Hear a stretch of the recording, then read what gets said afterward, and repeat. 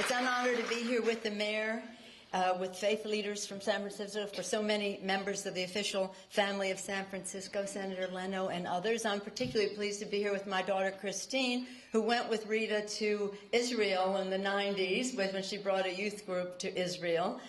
Christine always says to me, Mom, this interfaith, what you do is so important because it's a recognition of what faith means to people. Lots of times people say, where is hope? Where are we going to find hope? Well, hope is there sitting where it always was, right between faith and charity. If people have faith, it gets them through.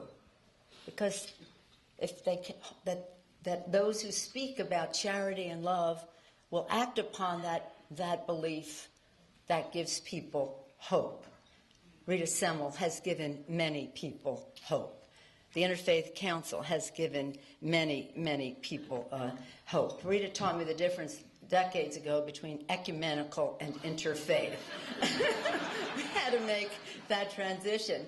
Before I say more about Rita, some things I want to tell you about her, that from my experience, I want to make one other addition to the many things that Reverend DeLange and Michael Pappas and others have said about her. And as I see Sissy Swig here, I'm reminded of the interfaith effort to build a Holocaust memorial in San Francisco. Remember, Sissy was the artistic leader of it. Rhoda Goldman had us at her home all the time, but it was an interfaith effort, and I could see Rita in action at that time. I had met her long before through Naomi Lauder, her dear friend, and Naomi was always heralding the wonder that Rita Semel is. Well, here in San Francisco, we are blessed with such beautiful diversity, as this program has demonstrated throughout, with representatives of different faiths. And so people say to me frequently in Washington, oh, it's easy for you, you are so tolerant in San Francisco. And they mean that whether we're talking about different faiths, different nationalities, different ethnic groups, different sexual orientations, gender identity. And they say, you have it all wrong. In San Francisco, it's not about tolerance. It's about respect. It's about taking pride in our diversity. And we have as our anthem, the Song of St. Francis, make me an instrument of thy peace, and Rita Semel is an instrument of God's peace. By bringing us all together, respecting our faith, because of the deep respect we have for our own beliefs, we can project that and respect the respect others have of their beliefs. And the fact that it's all fundamentally about respect of every person, that everyone is a child of God, that everyone carries a spark of divinity in them, that every person is worthy of respect. That is, worthy of respect.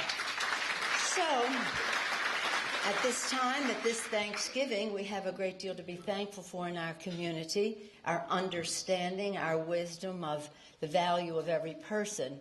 But at this Thanksgiving, we are very, very grateful that Rita Semel was born and that we are all here to honor her 90th birthday. I can't believe that. We were having a discussion about Rita being 80 at our table and how wonderful she looks for 80. And here she is telling us she is 90. But in any case, again, more about Rita Semel. She embodies the spirit that is so, so very beautiful. And it's hard to think of anyone who has been more instrumental in advancing the cause and the mission of the San Francisco Interfaith Council than my friend Rita Semel.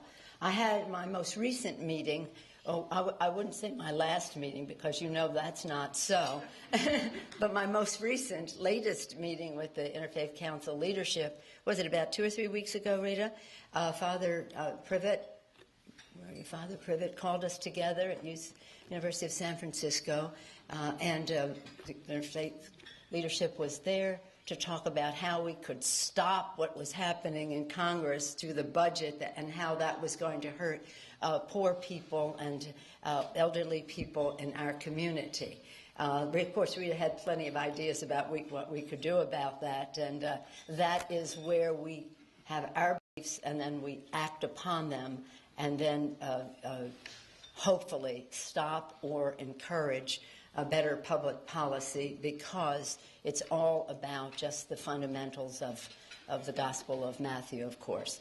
And she was, again, as Michael has said, when she speaks, and Father Reverend mentioned as well, when she speaks, you know she's right, so let's not waste any time. Let's just cut right to it, Rita said.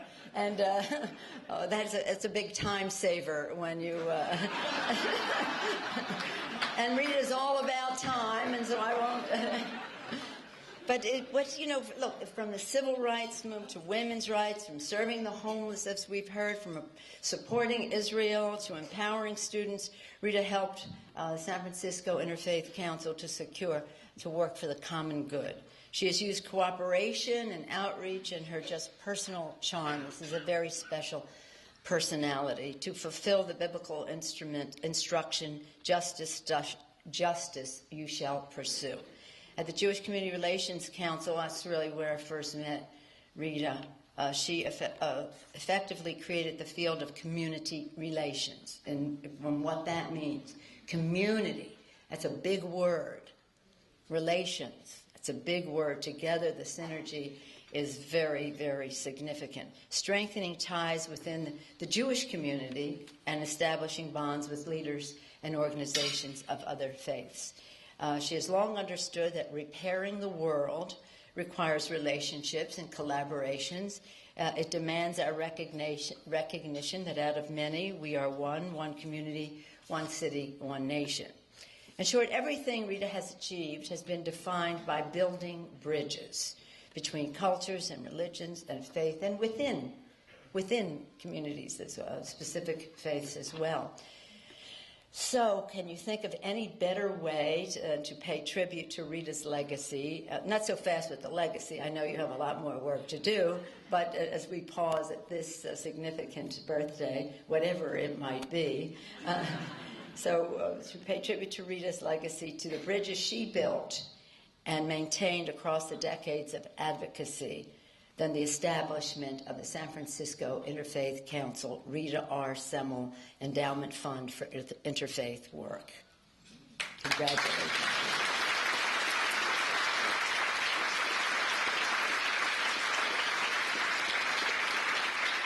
You'll probably be getting a call about that.